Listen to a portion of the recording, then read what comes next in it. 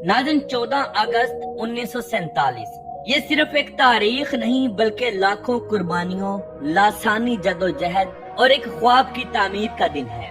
ये वो दिन है जब दुनिया के नक्शे पर ला इलाहा इल्लल्लाह की बुनियाद पर पाकिस्तान नमूदार हुआ। हर साल 14 अगस्त को पूरा मुल्क सब्ज और सफेद रंग में रंग जाता है और कौम अपने आबा और अजदाद की कुर्बानियों को सलाम पेश करती है। बच्चे और बड़े इस दिन को किस जोशो खरोश के साथ मनाते हैं। पाकिस्तान के बड़े और मशहूर शहर लाहौर, इस्लामाबाद और मुल्तान में ये दिन कैसे मनाया जाता है, इसकी तारीख क्या है, तो ये सब कुछ देखेंगे आज की हम इस वीडियो में। तो चलिए आज की वीडियो का आगाज करते हैं। नाज़रीन, इस अजीम दिन का आगाज तोपों की सलामी से होता है। वफाकी दारुल हुकूमत इस्लामाबाद में 31 जबकि सूबाई दारुल हुकूमतों में 21 तोपों की सलामी दी जाती है। मसाजिद में मुल्क की सलामती, खुशहाली और अमन के लिए खसूसन दुआएं की जाती हैं। तमाम सरकारी इमारतों जैसे कि पार्लियामेंट हाउस, ईवान सदर और ईवान वजीर आजम पर कौमी परचम लहराया जाता है और रात को इन्हें सब्ज और सफेद खूबसूरत लाइटों से सजा दिया जाता है।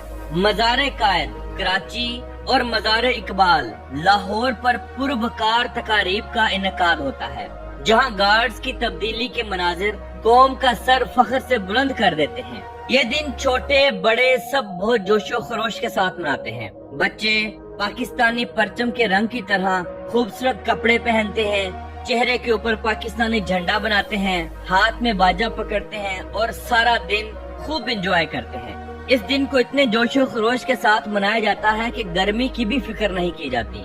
बड़े भी इसी तरह ही इस जोशो खरोश के साथ इस दिन को मनाते हैं। जल्द से जुलूस निकलते हैं जिसमें पाकिस्तान जिंदाबाद के नारे लगाए जाते हैं, कायदे आजम जिंदाबाद के भी नारे लगाए जाते हैं। हर शहर के अंदर मोटरसाइकिलों पर, गाड़ियों पर मुख्तलिफ टोलियां बनकर रोड्स पर निकलती हैं और सारी रात खूब एंजॉय करती हैं।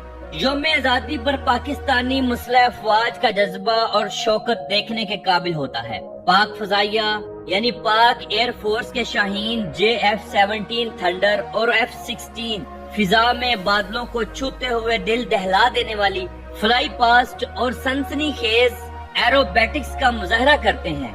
आसमान पर सब्ज और सफेद धुएं से पाकिस्तान का परचम बनाया जाता है। पाक आर्मी का मुख्तलिफ कैंट एरियाज और परेड ग्राउंड्स में खसूसी नुमाइशें लगाई जाती हैं, जहां GDC, कमांडोज और मिलिट्री अपने फन का मुजाहरा करते हैं। बच्चों और शहरियों के लिए फौज के जेर एहतमाम हथियारों और मिलिट्री सामान की नुमाइश भी रखी जाती है, जिसे लोग बहुत जोशो खरोश के साथ देखने के लिए जाते हैं। पाकिस्तानी कौम इस दिन को किसी ईद से कम नहीं समझती। अगस्त का महीना शुरू होते ही हर गली, मोहल्ले और शाहराह पर सब्ज हलाली झंडों के स्टाल लग जाते हैं। लोग अपने घरों, गाड़ियों और मोटरसाइकिलों पर परचम लगाते हैं। बच्चे और बड़े सब्ज और सफेद रंग के कपड़े पहनते हैं, मुंह पर पाकिस्तान के झंडे का पेंट करवाते हैं और हाथों में बाजे और परचम थामे खुशी के नारे लगाते हैं। पाकिस्तान जिंदाबाद। नाज़रीन, 13 अगस्त की रात 12 बजे पूरा पाकिस्तान रोशनियों और आतिशबाजी के धमाकों से गूंज उठता है। फैसल मस्जिद का दामन हो या दामने को, पूरी वफाकी नगरी रोशनियों से नहा जाती है। परेड ग्राउंड्स और मोनाल के मकाम से आतिशबाजी की रूह परवर मनाजिर देखने हजारों लोग इकट्ठे हो जाते हैं। जिंदा दिलाने लाहौर का जश्न बेमिसाल होता है।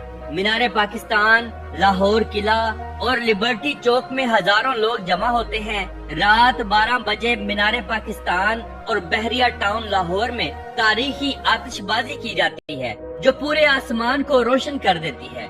अगर हम मुल्तान यानी मदीनातुल औलिया में आए तो यौम आजादी का जोशो खरोश देखने से ताल्लुक रखता है। किला कोहना, कासम बाग, घंटा घर और कैंट के इलाके सर सब्ज रोशनियों से जगमगा उठते हैं। मुल्तान, कैंट और अहम चौकों पर खसूसी फायर वर्क यानी आतिशबाजी और म्यूजिकल नाइट्स का एहतमाम भी होता है, जहां खानदानों के खानदान जमा होकर खूब जश्न मनाते हैं। कराची का CBU हो और मज़ार कायद हो, वहाँ पर भी अच्छा खासा एहतमाम होता है।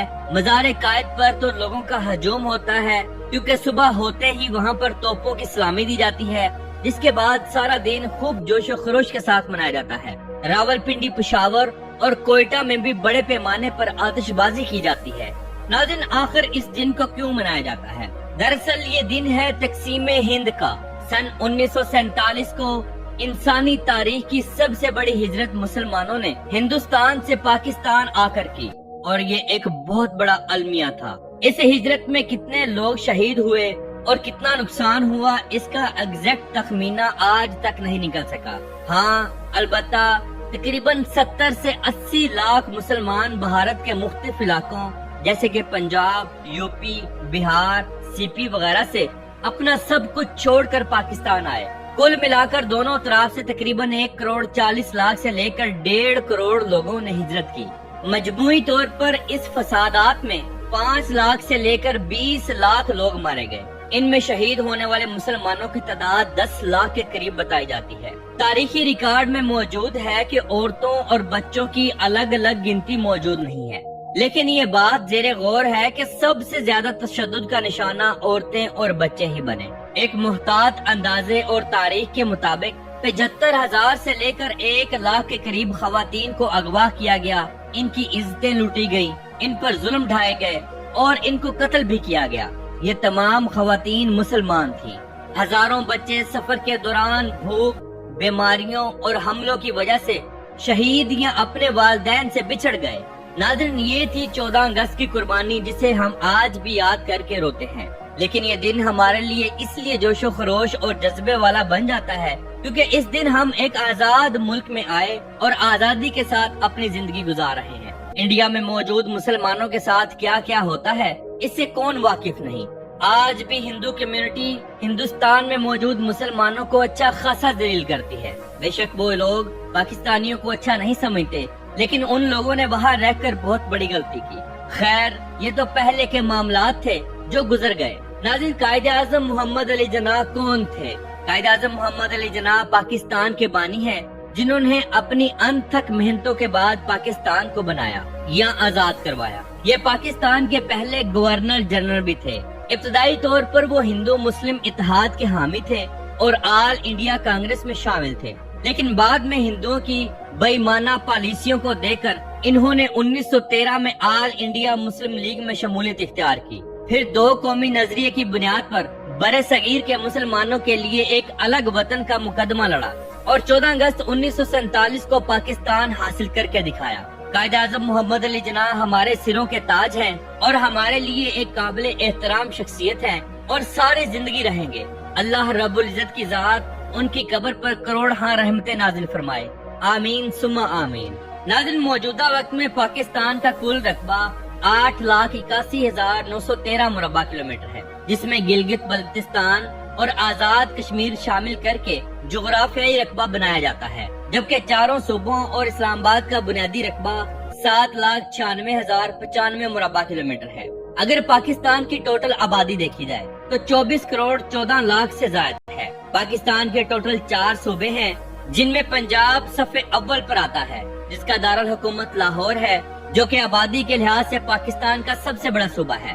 نمبر 2 صوبہ سندھ، جس کا دارالحکومت کراچی ہے، جو پاکستان کا معاشی مرکز اور دوسری بڑی آبادی والا صوبہ ہے۔ تیسرا خیبر پختونخوا ہے، جس کا دارالحکومت پشاور ہے، جبکہ پاکستان کا چوتھا صوبہ بلوچستان ہے، جس کا دارالحکومت کوئٹہ ہے۔ کوئٹہ رقبے کے لحاظ سے پاکستان کا سب سے بڑا صوبہ ہے، جو تقریباً 44% رقبہ رکھتا ہے۔ پاکستان اللہ رب العزت کی ذات کا دیا ہوا ایک تحفہ ہے۔ یہ ایک انتہائی خوبصورت ترین ملک ہے۔ اس کے شمالی علاقہ جات دیکھیں، انسان دھنگ رہ جاتا ہے۔ یہاں کے لوگ انتہائی بردبار، ہمبل، خوش اخلاق اور پر اعتماد ہیں۔ غیر ملکی سیاحوں کو اچھے طریقے سے ویلکم کرتے ہیں۔ یہ انسانی تاریخ کا پہلا ملک ہے جس نے آج تک غیر ملکی سیاحوں کے ساتھ برا سلوک نہیں کیا، بلکہ یہ لوگ تو کھانے پینے کے پیسوں سے لے کر رہنے تک کے پیسے بھی نہیں لیتے۔ اپنے گھروں میں اس طرح مہمان بنا لیتے ہیں جیسے صدیوں سے واقف ہوں۔ یہ چیز ہر پاکستان کا سر فخر سے بلند کرتی ہے اور دل خوش کرتی ہے۔ تو ناظرین، یہ تھی آج کی ہماری 14 اگست کے اوپر ایک چھوٹی سی ڈاکومنٹری۔ امید کرتے ہیں آپ کو اچھی لگی ہوگی۔ کمنٹ باکس میں اپنی رائے کا اظہار ضرور کیجیے گا۔ تو ملتے ہیں انشاءاللہ اگلی ویڈیو کے ساتھ۔ اللہ حافظ۔